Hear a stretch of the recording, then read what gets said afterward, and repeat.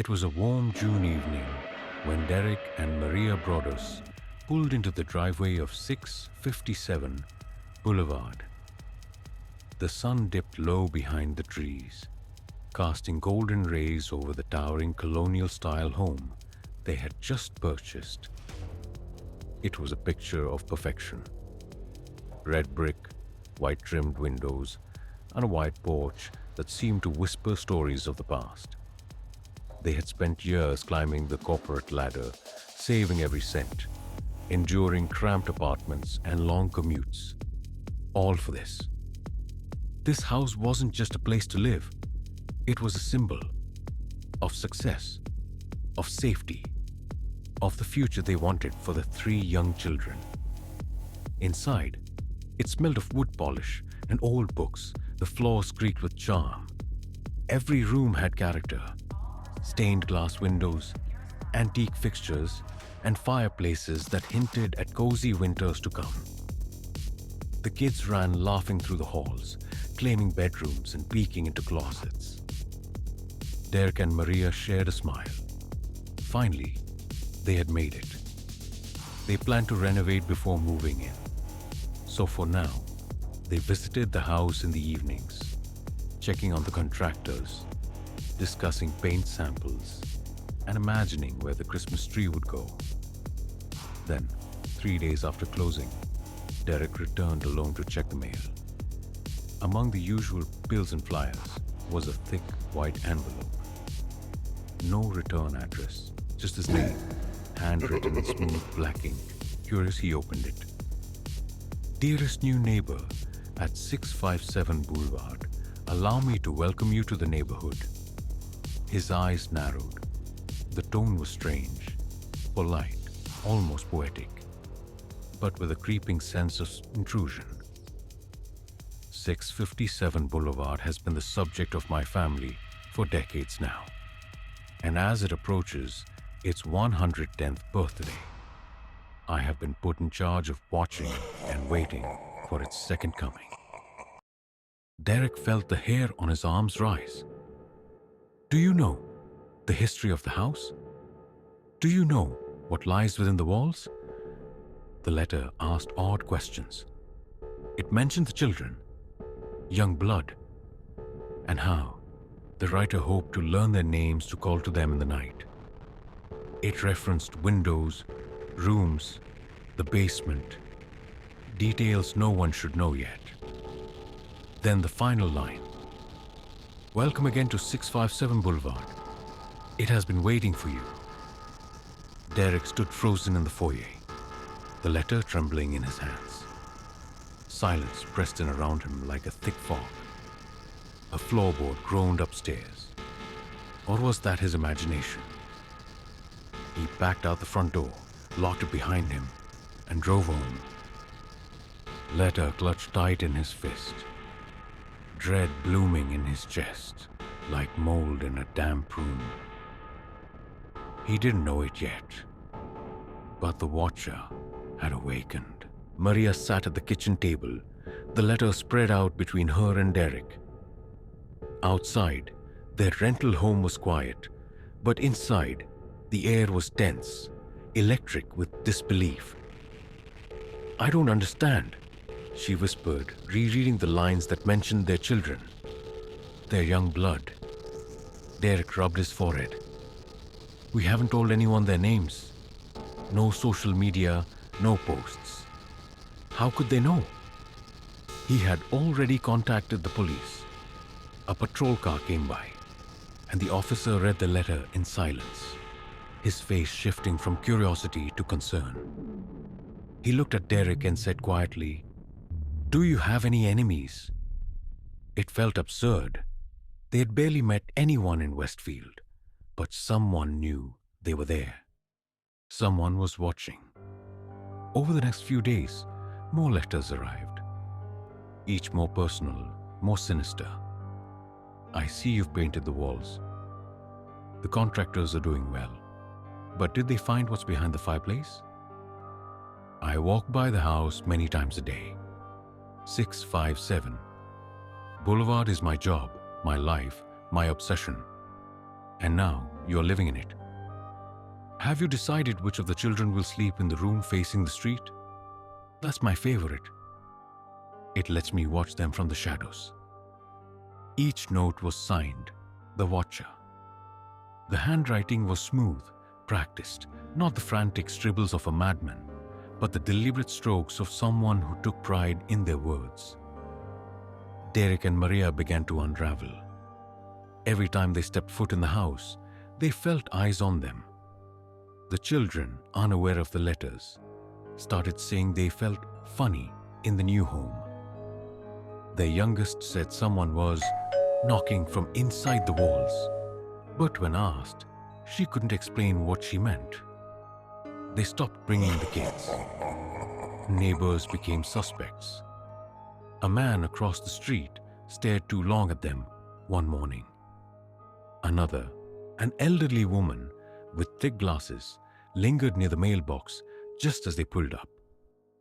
At night, shadows flitted past windows. Were they figments of their imaginations? Or was someone truly watching? They hired a private investigator. He checked every name in the neighborhood, ran background checks, even installed hidden cameras. The cameras caught a few foxes, one stray cat, a delivery driver, but no watcher. Meanwhile, the letters became increasingly specific. 657 Boulevard is full of secrets. I know them all. I have walked its halls when it was empty.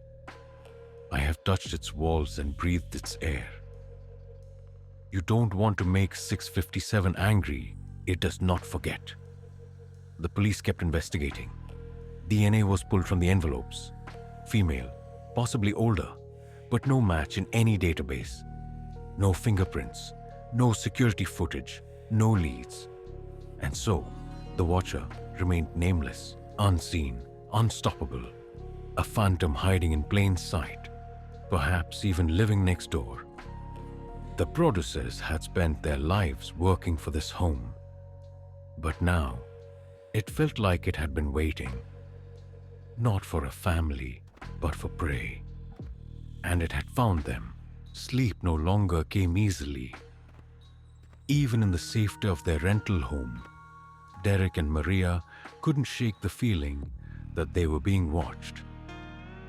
Not just at 657 Boulevard, but everywhere. Trips to the grocery store were shadowed by glances over their shoulders. A parked car that lingered too long became a suspect. A smile from a stranger twisted into something sinister. The house sat just a few streets away, but it might as well have been an island. A haunted relic surrounded by manicured lawns and silent stairs. Inside, contractors continued their work, painting, refinishing floors, installing fixtures, unaware of the fear festering just beyond the front door. Derek checked the mailbox daily, hand trembling. Some days it was empty. Some days it wasn't. Another envelope. Where have you gone to? You've stopped bringing the children. Are you afraid? You should be. 657 misses you. I miss watching you. One letter included a chilling line. Maybe a car accident, maybe a fire, maybe something simple, like a sickness. The house knows how to get what it wants. That night, Derek sat awake, eyes glued to the flickering surveillance feeds from the house. Shadows stretched and danced with the wind. He thought he saw a figure, just for a moment, watching from across the street. When he rushed there the next morning, there were only tire marks and silence. Maria stopped eating. Her hands shook when she made coffee. The kids noticed their parents' strain, and though they didn't know the details, they stopped asking when they would move in. They began sleeping with the lights on. Derek confided in a former FBI profiler who reviewed the letters and offered a theory. The writer was likely someone older, someone local, who felt personally attached to the house. and deeply threatened by their arrival. The couple began building a mental map of their neighbors. They drew circles around houses where the windows had a clear view of theirs. They made lists of who had lived there the longest, who had family that had died there, who had shown too much interest in the renovation. There was one man, in particular, Michael Langford. He lived next door. His family had lived there since the 1960s. He was odd, eccentric, often seen wandering the street aimlessly or peering toward the house. He lived with his elderly mother and rarely spoke. The Broaddus's gave his name to the police. Investigators questioned him, but he denied everything. Without proof, they couldn't press further. Then the private investigator found something chilling. Years ago, a woman who lived 2 blocks away had written letters to her neighbor. Anonymous, threatening, and strange. She had mental health issues, and while nothing tied her directly to these letters, it was clear now. There were others in Westfield who knew how to haunt through words. But even when DNA from the envelopes was tested, it didn't match her. In desperation, the Broaddus's tried to gather neighborhood support. Maybe if they held a town meeting, someone would confess. Maybe guilt would force a slip. But instead, they found cold shoulders and quiet accusations.